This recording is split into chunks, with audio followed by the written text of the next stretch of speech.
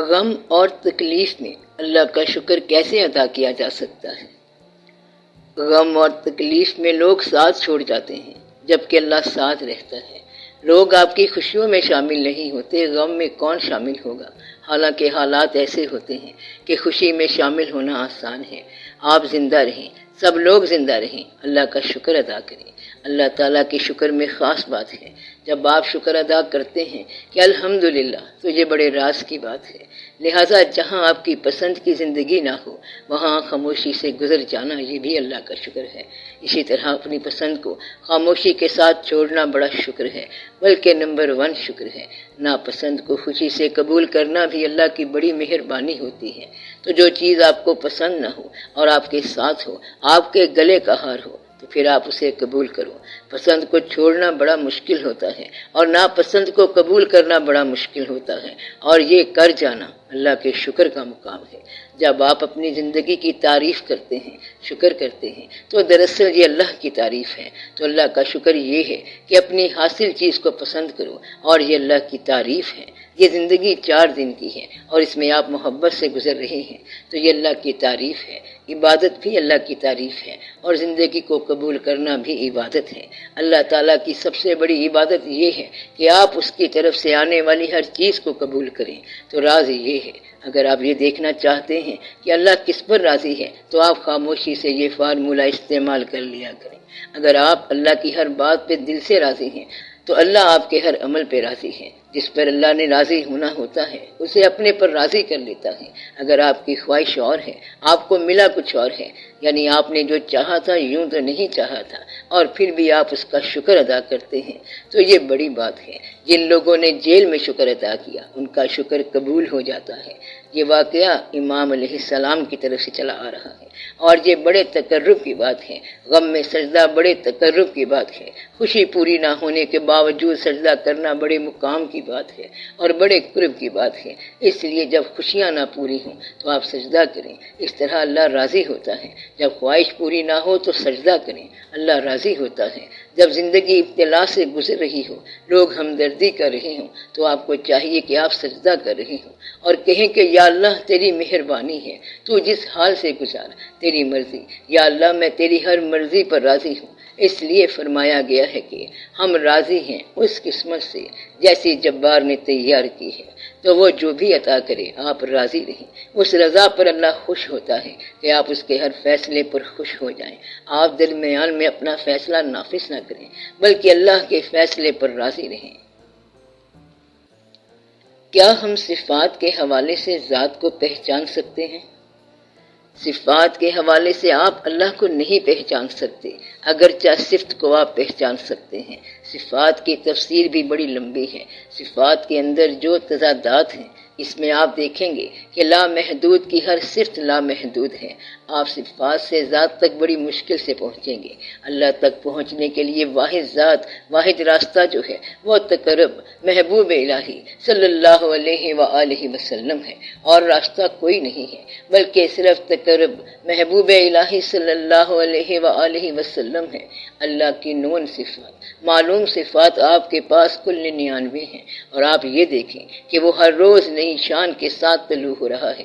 اس کی ذات کو جاننے کے بعد اس کے بارے میں بے حد معلوم ہوگا۔ اس کی کسی ایک صفت کو جاننے کے بعد، پہچان لینے کے بعد، اس کی متضاد صفت کو نہیں پہچان سکتے۔ اس لیے اکثر آپ کے ساتھ اس کا تعلق ٹوٹ جاتا ہے۔ مثلا دعا قبول ہو گئی اور آپ نے کہا مہربانی ہو گئی، کچھ عرصے بعد وہ قبولیت کچھ اور نتیجہ لاتی ہے، تو آپ کہتے ہیں کہ یہ بات ٹھیک نہیں ہوئی۔ اس لیے صفات کے اندر ایک وسیع پیراڈاکس ہے، ذات ہے۔ اس لیے ذات سے تعلق بڑا آسان ہے۔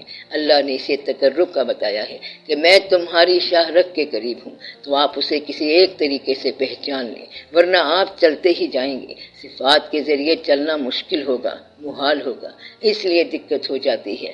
مثلا نماز آپ کی صفت نہیں ہے، لیکن آپ کی نماز آپ کو ذات سے متعلق کر سکتی ہے۔ آپ کی کوئی صفت آپ کو متعلق کر سکتی ہے۔ اگر آپ ایک صفت کے حوالے سے چلتے جائیں گے تو جب دوسری صفت آپریٹ کرے گی تو آپ گھبرا جائیں گے۔ مثلا بچانے والا خالق ہے اور مارنے والا بھی اللہ ہے۔ ذات الہی کا شعور قرآن کریم کے باہر بھی ہے۔ قرآن صرف اللہ کا کلام ہے، وہ آپ نہیں ہے۔ لفظ اللہ بھی وہ نہیں ہے، وہ ذات ہے، اور اللہ اسم ہے۔ صفات جتنا بھی اثر کرتی جائیں، ذات پھر بھی نہیں بنے گی، کیونکہ یہ حصہ ہے، تعارف ہے۔ آپ کے پاس ڈیمانڈ ہوتی ہے، طلب ہوتی ہے کہ ایک چہرے کو دیکھنا ہے، اور اگر عکس نظر آیا تو وہ ذات نہیں ہے۔ ہر چند کے ذات اس کی اپنی ہے، صرف اپنی ہے، مگر آپ کی ڈیمانڈ اور ہے۔ اس لیے اللہ تعالیٰ نے فرمایا میری اطاعت کرو اور ان کی بھی اطاعت کرو۔ خانہ کعبہ اللہ کا گھر ہے اور تیرا دل بھی اس کا اپنا گھر ہے۔ اگر دل والا گھر خالی ہے تو خانہ کعبہ بھی خالی ہے، گمراہی کی بات ہو جاتی ہے۔ اور کہنا نہیں چاہیے کہ اگر تیرا دل آباد ہے تو یہی خانہ خدا ہے۔ صرف بہرحال انفینٹی کا حصہ ہے، لامحدود کا حصہ ہے، ہر چند کے انفینٹیز کا حصہ ہے، مگر وہ نہیں ہے۔ اللہ رازق ہے اور یہ اس کی صفت ہے۔ اگر کوئی اللہ کو رازق سمجھ کر پیسے کی بات کرتا ہے اور اس لیے سجدہ کرتا ہے تو یہ شرک ہے اور وہ شخص گمراہ ہو گیا۔ یہ ایک اتنی بڑی بات ہے کہ اگر آپ کو سمجھ آ جائے تو سفر آسان ہو جاتا ہے اور آپ کنفیوژن سے نکل جاتے ہیں۔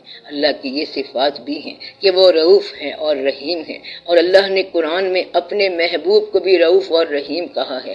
رازق اللہ ہے اور رازق انسان بھی ہے، قہار اللہ اور قہار انسان بھی ہے، رحمان اللہ اور رحمان انسان بھی ہے، رحیم اللہ اور رحیم انسان بھی ہے۔ تو صفات ساتھ ساتھ چلی جاتی ہیں۔ تو اللہ تعالیٰ نے اپنے محبوب کو بھی کہا رؤوف اور رحیم، لیکن اللہ واحد ہے، نہ اس کا جمع نہ واحد۔ اللہ معبود ہے، رازق معبود نہیں ہے۔ معبود صرف اللہ ہے، ذات میں کوئی شریک نہیں ہے۔ اس کائنات میں جتنی بھی صفات ہیں وہ معبود نہیں ہیں۔ یہی ایک راستہ جس کو آپ نے پہچاننا تھا۔ آپ صفات کو سجدہ نہیں کرتے بلکہ ذات کو سجدہ کرتے ہیں۔ آپ کسی خانقاہ پر جاتے ہیں جہاں اللہ کی مہربانی ہے تو کیا مانگتے ہیں؟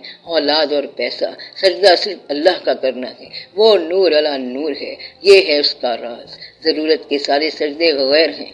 آپ نے کتنی ہی عبادتیں کی اور ان سے اللہ کو نکال دیا۔ آپ نے اگر صفات سے اللہ تعالیٰ کو مانا ہے تو مریض جب اللہ کی عبادت کرتا ہے تو وہ شفا مانگ رہا ہوتا ہے، غریب آدمی اللہ کی عبادت کر رہا ہوتا ہے تو وہ رزق مانگ رہا ہوتا ہے۔ اگر کسی کا دوست ناراض ہو گیا، جدا ہو گیا، تو دوست کو قریب لانے کے لیے آپ اللہ کی پاور کو ایووک کرتے ہیں۔ مانگنا تو ٹھیک ہے، مگر عبادت اللہ کی کرنی ہے، شفا کی نہیں کرنی۔ اگر وہ قیامت تک شفا نہ دے پھر بھی عبادت کرتے رہنا چاہیے، اور بیمار ہونے کے باوجود آپ کی اطاعت میں فرق نہ آئے، غریب ہونے کے باوجود آپ کی اطاعت میں فرق نہ آئے۔ اللہ ہر حال میں اللہ ہے۔ مثلا وہ ابھی رحمان ہو کر گزرا اور ابھی قہار ہو کر جلوہ دکھا گیا۔ آپ کا سجدہ ہر حال میں قائم ہونا چاہیے۔ مسائل حل کرانے والے شرک میں مبتلا ہو جاتے ہیں، اس لیے بہتر یہ ہے کہ خواہش پوری نہ ہو تو گلہ تو نہ ہو، بس آپ اپنی عبادتوں کا جائزہ لیتے رہا کریں کہ یہ عبادت صرف اللہ کے لیے ہے، اللہ جو ہے وہ اللہ ہے۔ بہرحال آپ اللہ کی عبادت کریں، صفات کی نہیں۔ اللہ کی صفات کو ہم سب مانتے ضرور ہیں، صفات کی اتنی عزت کریں جتنی اللہ کی۔ اطاعت کس کی ہوگی؟ سجدہ کس کا ہوگا؟ اب آپ کو ایک اور بات بتائی جائے، صفات کو ساری کائنات اور غیر مسلم بھی مانتے ہیں، ذات کو نہیں مانتے۔ آپ نے ذات کو ماننا ہے۔ خالق اپنی مخلوق میں جلوہ گری کرتا رہتا ہے، رازق کے حوالے سے پوری کائنات چل رہی ہے، موت کے حوالے سے سب مانتے ہیں، موت کو سب مانتے ہیں، زندگی کو مانتے ہیں، لیکن اللہ عین اللہ آپ نے ماننا ہے۔ اگر وہ دے تو اللہ، نہ دے تو اللہ، ہر حال میں آپ نے ماننا ہے۔ آپ اور سوال کرو، میں منع نہیں کر رہا۔ اللہ تعالیٰ آپ کو سوالوں کے بغیر بھی دیتا جائے، اللہ تعالیٰ جو چاہے کرتا جائے، جو ہوتا ہے ہونے دو، مانگو، ملے نہ ملے تب بھی آپ عبادت کرتے جاؤ۔ دیتا ہے کبھی اور کبھی نہیں دیتا، مگر اس اللہ کی عبادت کرتے جاؤ۔ وہ اللہ جو دیتا ہے کبھی وہی اللہ ہے جو نہیں دیتا۔ اکثر لوگ اس اللہ کی عبادت کرتے ہیں جو رزق دیتا ہے۔ آپ ذات کو پہچانیں اور اس کی عبادت کریں۔